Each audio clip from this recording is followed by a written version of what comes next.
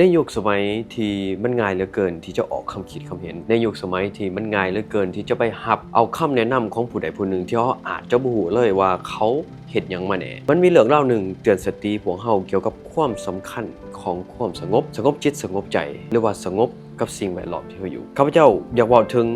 มีช่วงหนึ่งที่ข้าพเจ้ามีโอกาสได้ไปแบ่งปันอยู่ในงานวัฒนศิลป์วัฒนธรรมโดยการสีน้ำและการแนะนำของพระอาจารย์หลายองค์ข้าพเจ้ารู้สึกเป็นเกียรติที่มีโอกาสตัวนั้นแล้วจนฮอดมื้อนี้ข้าพเจ้ายังมีความซื่นใจที่มีโอกาสไปแบ่งปันวิสัยทัศน์หรือว่าความคิดที่ผู้ชายผู้หนึ่งเชื่อว่าและหวังว่าจะเฮ็ดให้ชั่วน้อยหรือว่าผู้ที่ฟังในมื้อนั้นสามารถเฮ็ดให้ชีวิตดีขึ้นสิ่งที่ข้าพเจ้าคิดจนฮอดมื้อนี้ก็คือตอนที่ข้าพเจ้าไปเบิ่งวิดีโอนั้นคือในสมัยที่ข้าพเจ้ากลับมาจากต่างประเทศใหม่ๆภาษาลาวก็ยังบ่แข็งเราเชื่อว่าหลายคำหลายประโยชน์อาจจะเว้าผิดไปแต่สิ่งที่ฮอดมื้อนี้ข้าพเจ้ายังคิดถึงก็คือสิ่งที่ข้าพเจ้าเว้าออกมาจากใจในมื้อนั้นประโยคหรือว่าความคิดที่ข้าพเจ้าเว้าออกมาโดยบ่ได้มีการวางแผนมันมีหลายคำหลายบทเรียนที่เหมือนนั้นข้าพเจ้าได้เว้าออกมาโดยที่บ่ได้เตรียมเอาไว้แต่เมื่อเห็นย้อนความเลื่อมใสย้อนสถานการณ์หรือว่าสิ่งแวดล้อมในช่วงนั้นนำพาข้าพเจ้าไปและสำคัญที่สุดย้อนความสงบจิตสงบใจที่ข้าพเจ้าได้โดยการไปรับฟังพระอาจารย์ได้เว้าในมื้อนั้นก่อนที่ข้าพเจ้าจะขึ้นไปแบ่งปันข้าพเจ้ามีโอกาสได้รับฟังพระอาจารย์หลายองค์ได้เว้าถึงปรัชญา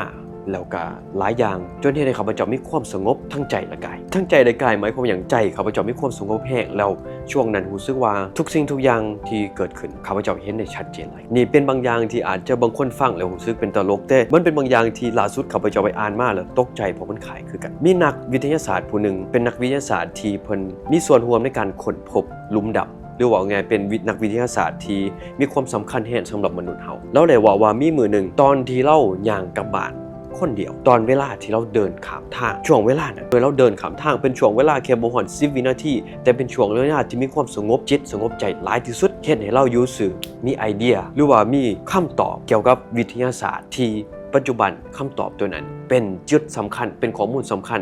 ของมนุษย์เฮาและให้ข้าพเจ้าคิดถึงสิ่งที่เกิดขึ้นกับข้าพเจ้าเองในช่วงนั้นก็คือปัญญาคำเว้าที่เว้าออกมาข้าพเจ้าขอเว้าด้วยความถ่อมตัวบ่แม่นใดมากย้อนข้าพเจ้าฮู้หลายกว่าคนอื่นแต่ย้อนใดมากย้อนความสงบและความเมตตาของพระอาจารย์ที่เพิ่นให้ข้าพเจ้าในมื้อนั้นนี่เป็นเรื่องเล่าหนึ่งเกี่ยวกับสิ่งที่เกิดขึ้นในมื้อนั้นแล้วจนฮอดมื้อนี้ข้าพเจ้ายังคิดถึงมีความดีใจซึ้งใจที่เพิ่นได้ให้โอกาสเรียกแบ่งปันให้ทุกคนว่าในช่วงเวลาในยุคสมัยที่มันง่ายเหลือเกินที่จะเอาคำคิดคำเห็นของผู้นั้นผู้นี้เข้ามามันง่ายเหลือเกินที่จะเปิดโทรศัพท์แล้วเห็นหลายสิ่งหลายอย่างที่บางครั้งอาจจะบ่ได้มีความหมายกับสุขภาพจิตของพวกเขาทุกคนต้องมีสติในการรับฟังในการเปิดเบิ่งในการอ่านในการเอาข้อมูลเข้ามาในชีวิตข้าพเจ้าซักไซ้แสงหลุดขอให้ทุกคนมีความสุขแต่สำคัญที่สุดขอให้ทุกท่านมีความกล้าที่จะมีสติไตร่ตรองกับข้อมูลที่เข้ามาในชีวิตเฮาในแต่ละมื้อในแต่ละวัน